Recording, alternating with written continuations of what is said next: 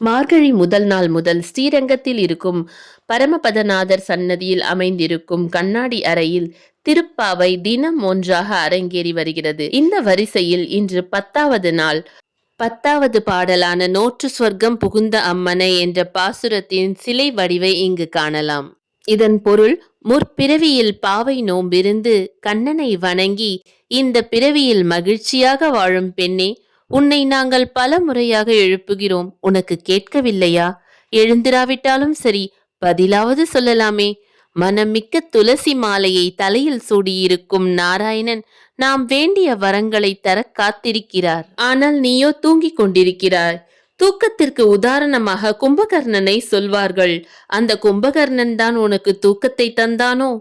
எங்கள் குலத்திற்கு ஆபரணம் போன்றவளே, உன் தூக்கத்தை கலைத்து கதவை திறப்பாயா?